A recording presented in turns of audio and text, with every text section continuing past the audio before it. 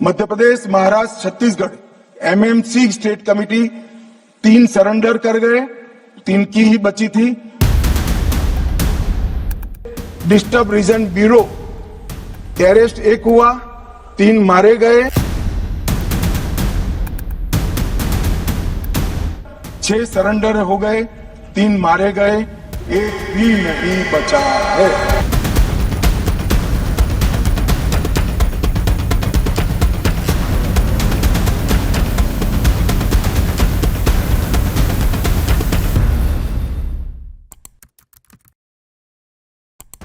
देश की संसद से गृह मंत्री का यह ऐलान नक्सलवाद के खात्मे का ऐलान है, और होगा भी क्यों नहीं। जिस तरीके से उन्होंने कहा कि नक्सल भारत से खत्म हो चुका है, उनका यह बयान जमीन पर उतरती हुई हकीकत बनता दिख रहा है। भारत के उन राज्यों ने कभी वो दौर भी देखा था जब नक्सलवाद वहां की सबसे बड़ी आंतरिक सुरक्षा के लिए चुनौती माना जाता था। तब से लेकर कितनी सरकारें बदली, रणनीतियां बदली, लेकिन जंगलों में छिपे हथियारबंद नेटवर्क को खत्म करना आसान नहीं था। कई बार ऐसा लगा कि यह लड़ाई कभी खत्म ही नहीं होगी, लेकिन अब तस्वीर बदल चुकी है। 31 मार्च की डेडलाइन जिसे गृह मंत्रालय ने नक्सलवाद खत्म करने के लिए तय किया था, उसके आखिरी दिन जो हुआ उसने भारत की नई झलक दिखा दी। वो तस्वीरें अब साफ हो चुकी हैं और इसमें अब वो लाल सलाम का आतंक पूरी तरीके से सफेद हो चुका है।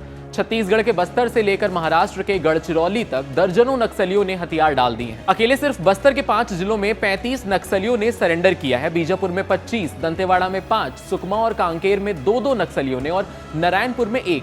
ये वही इलाके हैं जो कभी नक्सल हिंसा के गढ़ माने जाते थे। वही महाराष्ट्र की गढ़चिरौली में 9 नक्सलियों का आत्मसमर्पण भी खास इसलिए माना जा रहा है क्योंकि ये छत्तीसगढ़ और महाराष्ट्र दोनों राज्यों में ऑपरेशन चलाने वाले सक्रिय कैडर थे।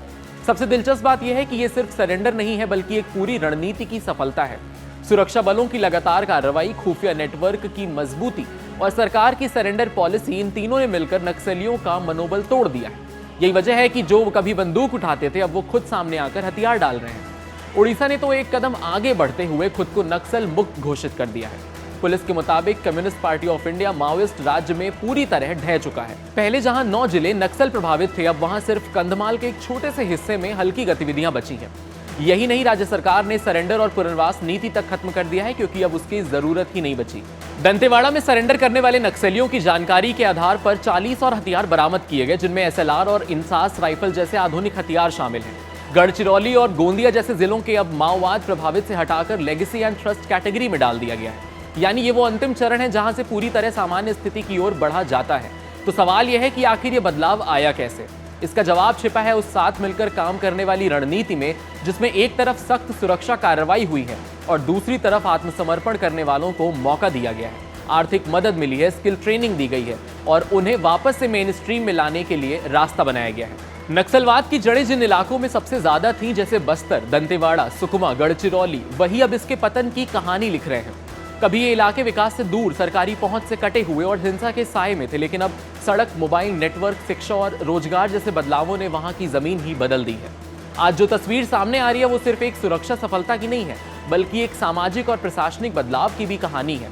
ये दिखाता है कि जब नीति, नियत और प्रयास एक साथ आते हैं तो दशकों पुरानी समस्याएं भी खत्म हो सकती हैं।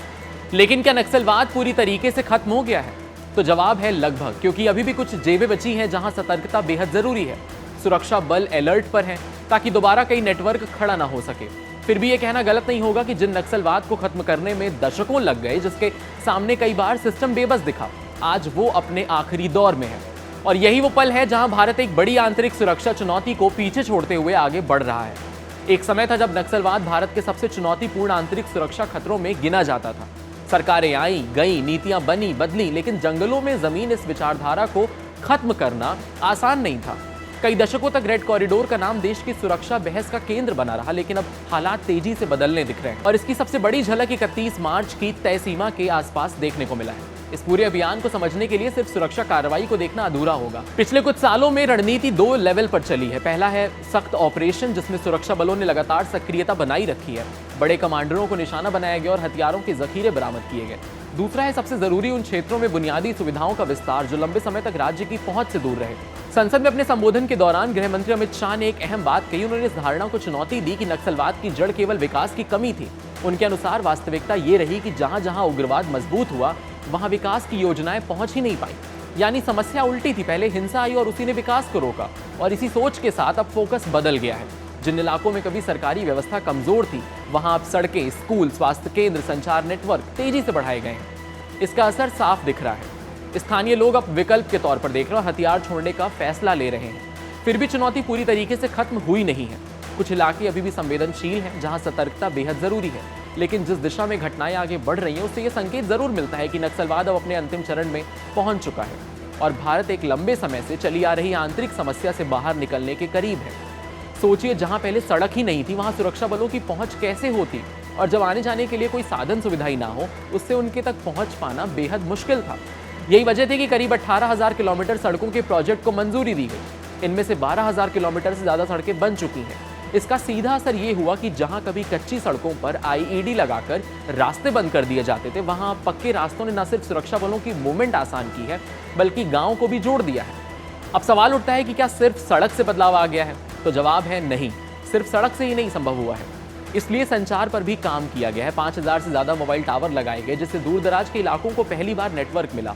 जो लोग पहले दुनिया से कटे हुए थे, अब वो सीधे जुड़ने लगे हैं।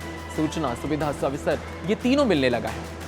आर्थिक ढांचे को मजबूत करने के लिए हजारों बैंक शाखाएं, एटीएम, पोस्ट ऑफिस खोले गए हैं। इसका मतलब ये है कि जो आदिवासी पहले नकदी और स्थानीय सिस्टम तक सीमित था, अब वो औपचारिक अर्थव्यवस्था का हिस्सा बनने लगा है। क्या ये बदलाव नक्सलियों के प्रभाव को कम करने में अहम नहीं होगा? बिल्कुल होगा। शिक्षा और स्वास्थ्य को भी पहली बार इतने बड़े स्तर पर प्राथमिकता मिली है। 250 से ज्यादा एकलव्य आदिवासी स्कूल खोले गए हैं। दूर दराज इलाकों में नियमित हेल्थ कैंप लगाए गए हैं और कई जगह अस्पताल भी बनाए गए हैं।